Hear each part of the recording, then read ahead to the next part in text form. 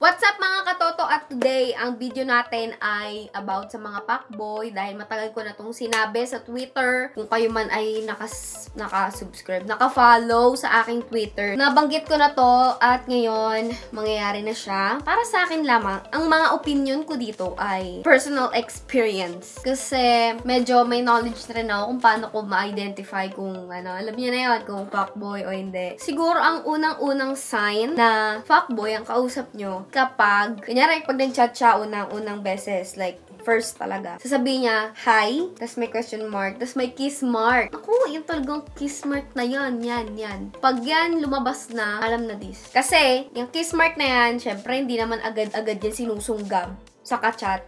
Unless may something na talaga kayo for a very long time. Pero sabihin mong first time, first time, kiss mark ka agad, kasi mong kunyatan kita. Ako pag may ganyang, like may mga ganyan na, alam ko na yan eh. Unang-una pa lang, alam ko na. Hindi ko na inaano yan. Sinasakyan ko na lang, ganun-ganun. Pero, never. Huwag kayong papatol. Depende pa rin yan sa babae kung paano niya i-approach yung guy. So, depende lang kung magpapauto ka sa mga sinasabi niya, sa mga papaglaro niyang dila. Pangalawa, kapag, kunyari sa mga DP niya, sa mga profile pictures niya, ganon. May nag-comment pag puro girls yan, tapos puro may heart ang reply niya. Alam mo na yung best. Syempre, pag may kachat ka, i-stalk mo yan. I-stalk mo, tapos syempre, tignan mo mga, mga picture, ganyan. So, kapag may nag-comment, kunyari, puro babae, tapos, kunyari, sinabi, pogi, tapos maraming heart, ganon. Tapos, sinakyan niya rin. So, parang, ikaw din, tapos heart, may ganyan. Ayan, alam mo na yung best. Landian na yung best. May kalandian siyang marami, bukod sa'yo. Pag ganyan, alam mo na, girl, ate girl, umiwas ka na. So, ang isa pang sign na yan ay fuckboy, ay kapag wala pa kayong 1 week nag-uusap, magtatanong na agad siya nito. Kumain ka na ba? Eh di wow, no? Eh di wow sa kumain ka na ba? 1 week pa lang tayo nag-usap, wala pang 1 week. May pagkumain ka na ba? No? Like, diba? Hindi yan. Hindi yan best. Ekis yan best. Ekis. Wala pa kayong 1 week, parang may concern na agad. May na agad siya sa'yo, diba? So, kung ako sa'yo, layo-layo na best. Iwasan mo na yung best.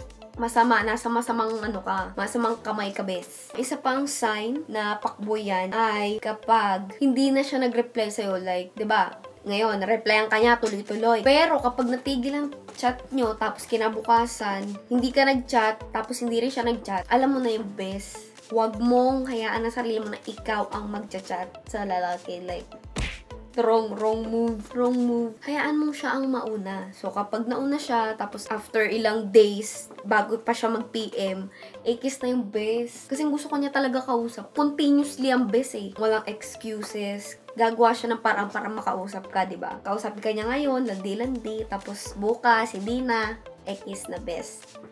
Kiss. Cross. Error.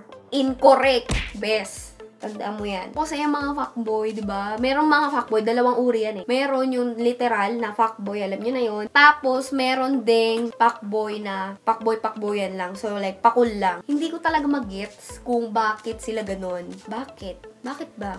Ikaw, kung alam mo fuckboy ka, bakit? Bakit ganun? Kinakol nyo ba yan? Kinakol nyo, no? Kinakol nyo eh.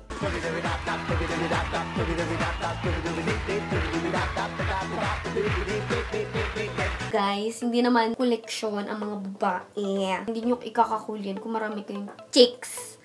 Kasi yung mga chicks nyo ay hindi dapat pinaglalaroan yan. Dapat sineseryoso, alam mo yun. Pero hindi naman maitatanggi na may ibang babae na, makati and